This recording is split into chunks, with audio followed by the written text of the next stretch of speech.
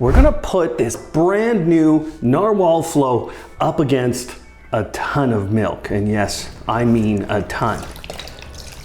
I'm making them watch. Let the boy watch. Splash, splash, splash. We're gonna find out if robot vacuums and mops are actually built for the long haul as we put it through a test, the likes of which I've never seen.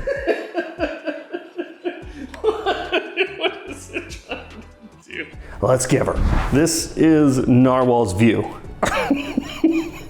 That's a lot more than I thought.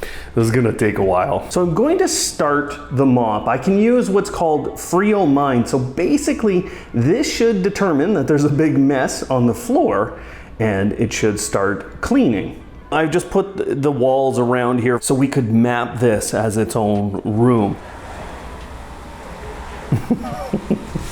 Oof. Okay, so that took less than a minute and it's already headed back. And this is one of the big problems with a robot vacuum and this challenge. It's not meant to pick up all of this liquid, so it's got to go back. It filled it up already. That's gonna make this take a long time. So it's now trying to make this back and forth pattern after kind of going around the edge, and it's kind of being successful at picking up a lot of this. I'm both surprised and a little enthralled. Where are you going? So the unit keeps saying, hey, I gotta go back out, and you can actually see that in the app. So it keeps coming back out because it found dirt, or in this case, milk on the floor. Milk was a bad choice. Now, that's part of a couple of upgrades to modern vacuums that actually make this a plausible test. I think a couple of years ago, this would have been a disaster. Basically, I would have sent the unit out, it would have come out once, and then it never would have come out again. I would have had to restart it 100 times. But now, I've had to start it once. It's on its fourth time out here picking up more milk. And that's one of the big upgrades here. There's a whole twin camera system on this unit, and that's combined with LiDAR that they've actually stuck in the back of this unit versus a lot of units that have it up on top. I think both of those upgrades are helping with navigation, and they're actually using a lot of machine learning and what they call AI, identifying issues, and then they're actually putting it on the map, things like cables, things like dirt and debris. Then they're addressing it like this, where they go out a bunch of times. Now, one of the other upgrades here that has happened with a number of robot vacuums is the roller or the mop, the way they're mopping this. And this unit specifically, it has a little brush that can come all the way out. It's a big, long roller mop. And in the past, we all saw those spinning roller mops. I think this is going to be able to absorb a little more water. That upgrade actually has me a little more confident that we're going to be able to pick this all up today. Go home, Narwhal. You're drunk with milk. I think I'm funny. It's lost its way a little bit getting back into here. It's starting to be too messy. And one of the things that they do now is you can see that little camera turning on. At night it turns on and then it helps it find the base station like that. Now it's getting hard for it to drive in there just based on how much liquid is around the base station.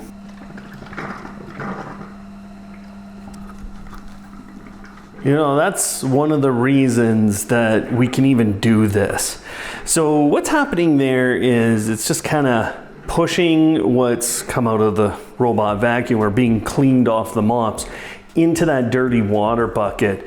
And that's one of the only pieces of piping that all of this can get stuck. So there's not a lot of opportunity to ruin the base station, even with something like milk. Obviously, it's not done this, and that kind of leads me into a couple of critiques here.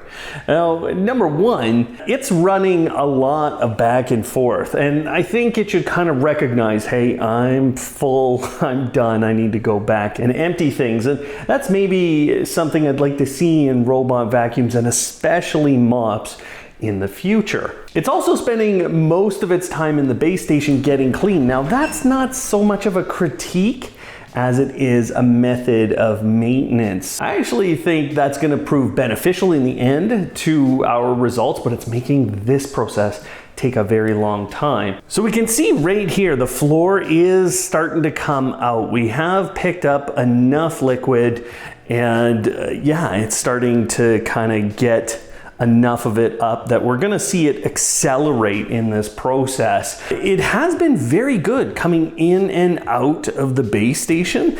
I kind of expected some problems. Now, there is a little bit obviously inside of the base station, so we gotta see what that looks like at the end of this. And it has spread things a little bit onto the lip, onto the edge here. It's not perfect yet, but we'll see if we can get all of this cleaned up. The other thing I am noticing, it is getting a little louder in the base station, a little louder when it mops. So hopefully we're not headed to a bad place here, but I don't know.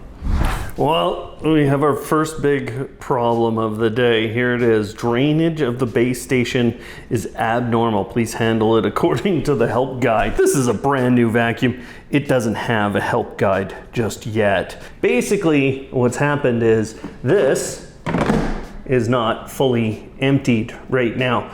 So when you do that, look, there's a little bit still coming out. This is why they've tried to minimize it so much in newer designs. About every hour in this battle, I'm having to empty the dirty water tank. Now, every once in a while there, I'm putting a little bit of a peppermint essential oil into that tank. A little trick for you guys there. You can also use bleach, which is a great idea every once in a while in that tank. Just put a capful in there. I would love to hear from you guys. What would you like to see us test out next with one of these robot vacuums?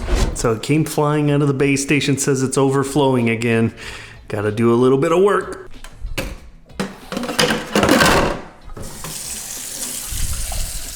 I can see the end. We're almost there. I don't know how many more times from here we're gonna have to go back out, but you know, it's pretty close. Okay, I'm calling it done. We're done. I'm gonna show you the results in there in a minute, but for right now, let me give you some of the statistics from everything we just did. The entire process took over 10 hours. It actually came in and out of the base station 26 times, or at least I sent it out 26 individual times. It also used its FreoMind, its AI system, to come out on average 2 times. So we actually had over 50 runs over the entire area, and that resulted in almost 1,500 square feet cleaned, 1460.1. There was 103% battery life used. Yes, I did have to charge a couple of times. Yeah. Ready? Low battery. Please try again after charging. That's because this unit, Narwal Flow, it doesn't allow you to send out the unit when it's under 30% battery life. I emptied the dirty water tank 6 times, and there's about half a tank in there now, and I had to refill the clean tank about 5 times. So it actually came out pretty close. I wasn't sure how that would go. I had mostly been using a low mopping amount, or a low water mopping mode. Let's go look at the results physically. You can't see a lot of moisture anymore, but there is a little bit remaining. So here, let me show you. There you go. It's just a little bit wet on here because the last couple of times that I did the mop, I let it go quite a bit, and there's really nothing left on the floor, at least not the main floor. On the edge, you can see a little bit. There is a little bit. I could send the unit maybe one more time and capture that, but there's a little ramp right here on my arena, and that actually caused some changes in this. So for example, it's very hard for a unit with that long mopping pad to get up here, and it was kind of creating a little bit of a gap when it was up on this. This meant I had to go around here and actually use a cloth and get in and around there. The other issue is right here. So you can see behind the base station, around the base station, we definitely have some. It's around the front too. But what about our unit itself? It actually looks pretty good. And it's been through the ringer, but the details are gonna be on the bottom here. As I flip this unit over, there was some that came out here, and I'm gonna expect that for the next few runs. I should probably run this a couple more times. This is pretty much done. Now I haven't let it sit here and go through its full dry cycle. So after it does that, I'm expecting this to be much drier, and I have advanced the age of this roller, but look inside. I really haven't done much to advance the age of this. Like, this is actually a really good design. So sure, we might have a little bit of buildup in here over time. I actually think it'll probably get worked out mostly, but there's nothing here that's gonna be ruined by what we've done. So I think actually we got a lot of longevity out of this. The sweepers, they look fine. They look totally fine. They're a little wet. And this system, we didn't use the vacuum at all. And I think that was a critical decision, because if I did that, it would be everywhere. It would be falling out of here. So this is the inside of the base station. You know, it looks pretty good in there. I'm seeing very little residue. There we go.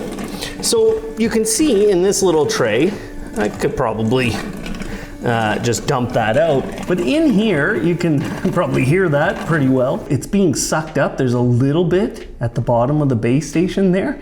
And that was the overflow warning that we were getting. So if it does actually build up in there, that's what you'd have to deal with. This is incredibly clean for how much volume we mopped today. So there you have it. Was that a perfect experience? It was not. It took a very long time, and honestly, it didn't absorb much every time it came out. But in the end, it did succeed. It did survive. And all of the wear and tear here is on replaceable components. And I'm seeing very little of it from such an incredible or an extreme test. So overall, I'm really impressed with the modern day robot vacuum. What do you guys think? I would love to hear what you think. And of course, give me those ideas for how you'd like to see us test these next time. Otherwise, if you want to see actual reviews of robot vacuums, I have those right there in that playlist. And if you're interested in Narwal, the Narwal Flow, the links are down below for that one, or you can watch their comparison review that we just did of 3 of their top selling units right there. Otherwise, thanks for watching today, and of course, live smart.